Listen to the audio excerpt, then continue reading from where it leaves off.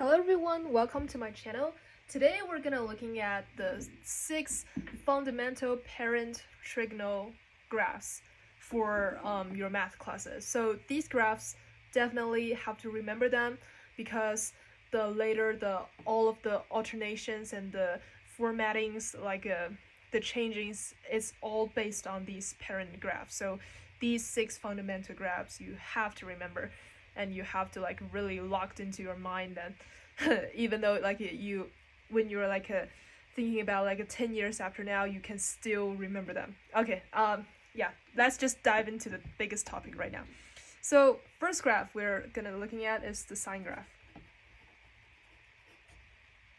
Okay, so the sine graph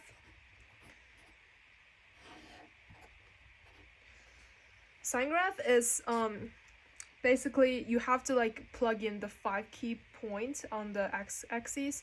For this, remember the period for sine graph is from 0 to 2 pi, and the pi is in the middle. So basically when you're figuring out after you figure out the endpoint of the axis, you just gonna have to divide again and again to figure out each of the points in the middle.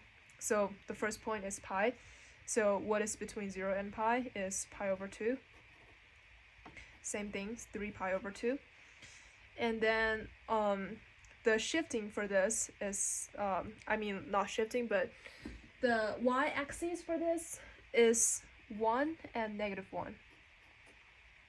Okay, so then when you're graphing this, starting from 0 to pi pi over 2, 1, and then to pi 0, and then to 3 pi over 2, -1, and then back to 2 pi 0, right?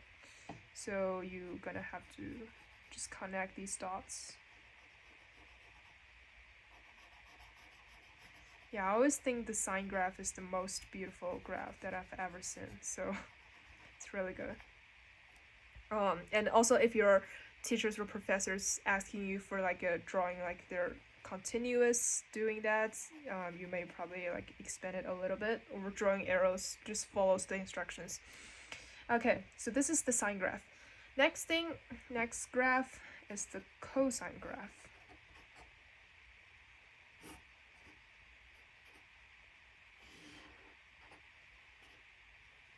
Okay, so the cosine graph, the same thing. The period is from 0 to 2 pi.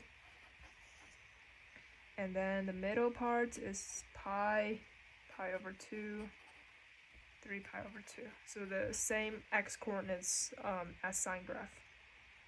So also the same thing for the y coordinates for the sine graph. And then for the cosine graph, you're gonna starting from the top and then all the way go down and then go back up like this. So it's like this. It's really like a it reminds me as a balls every time. You can hold waters.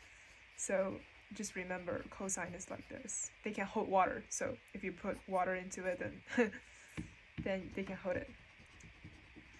So also the same thing if you're asking for expanded, then showing a little bit off of the points like that. Okay, the next thing is the tan graphs. Okay, so tan graphs a little bit different right now. Tan graphs is what is right here. So the period becomes, instead of 2 pi, it becomes pi. So it starts from pi over 2 to negative pi over 2 to pi over 2, sorry. And then these are the vertical asymptotes, sorry. So in the middle is 0.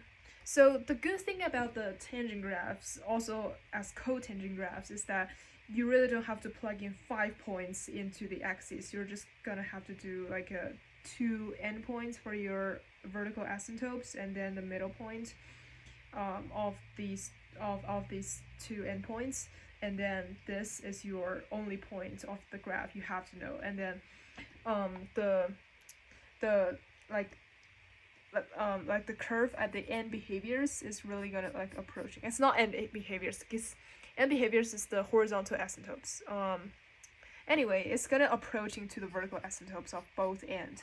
So remember that. It's kind of easy, like at least in my opinion, tan graph is definitely easier, much easier than cosine graph and sine graphs. Okay, so this is the tan graphs. And then let's do some alternations right now, but not the real ones. These are also like, these are all of the things, the graphs that you have to remember, but they're just like the alternations of their in quotations parent graphs. So this y equals cosecant graphs. So this one, okay. So let's just start it from like the sine graphs, because cosecant is the 1 over sine, so definitely they have a close relationship with sine graphs. So let's just graph the sine graphs first for this. So it starts, it also starts from 0 to 2 pi.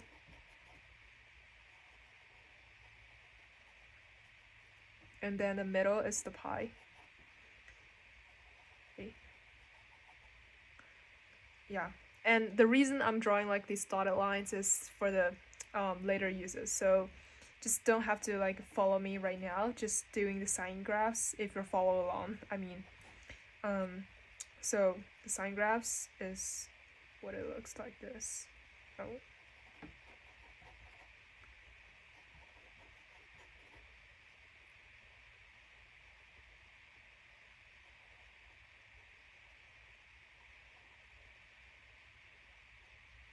Okay. And then this is the sine graphs. And then the cosine graphs is just what it based on is. Like the vertex is the same thing as the sine graph, but it's actually like doing the opposite. It's pointing exactly opposite as sine graphs.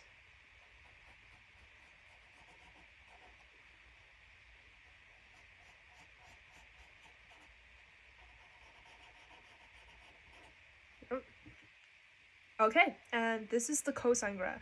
Cosecant graphs. So, and the reason that I put them like a side by side is it's reasonable, because in order for you to clarify all of these things, because if you like just throw you random things to you, you probably will not figure some like patterns to help you remember this.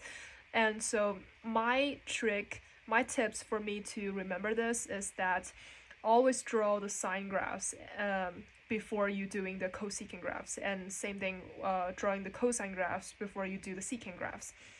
Okay, so let's do the secant graphs now. So the same thing, let's draw the cosine graphs before we draw the real secant graphs.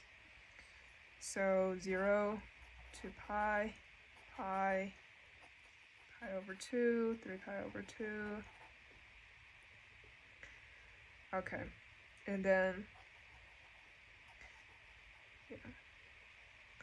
yeah, and the same thing, the reason I draw these dotted lines is for later use, so don't have to follow along if you're just drawing the cosine graphs. So this is 1, this is -1, and then the cosine graphs will be like this.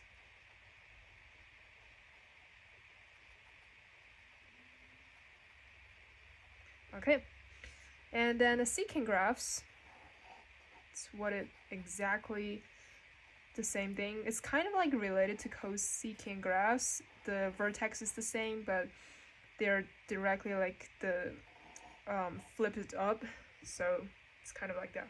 So yeah, this is for the cosecant graphs. No, secant graphs, I'm sorry. I always say it like it backwards, like made a mistakes all day long. Okay. So, oh, sorry, I forgot to label this as the y equals secant graph. I'll just label right here. Secant graphs. Okay. And then let's do the cotan graphs.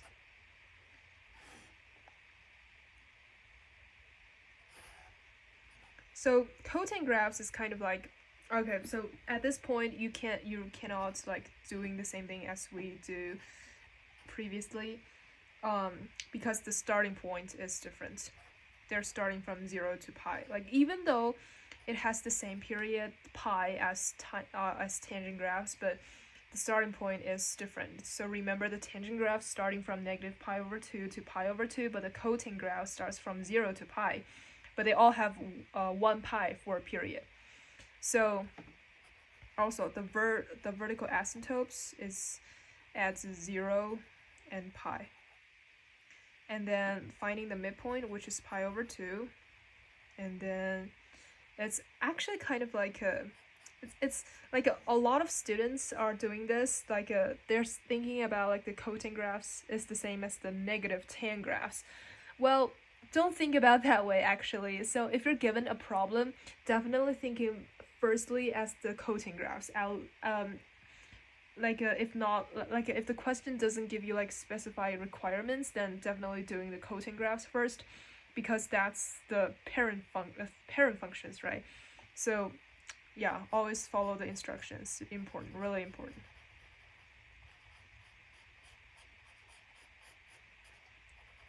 So this is what the cotangent graphs looks like. Yep. So these are all of the 6 parental trig graphs. Let me just labeling each of the period, like for each, why not? So for sine graphs is this. For cosine graphs is just boxing them.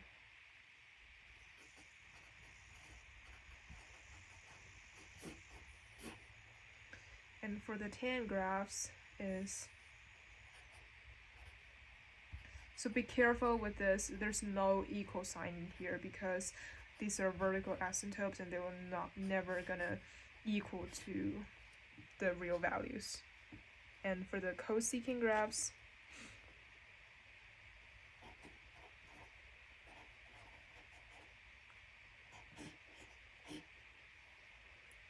and for the secant graphs,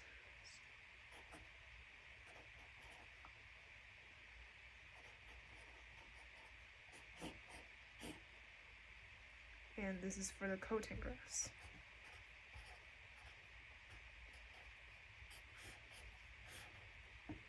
Okay, and so this is all of the key informations that you have to know for your whether you're doing trigonometries or like a 2H trig, all of that things. So yeah, so remembering all of these graphs is really, really beneficial for your future trig graphs calculations and drawings. So remember, these are important. Okay, I hope this video is helpful and I hope you enjoyed it. Hope you have a great day. I'll see you next time.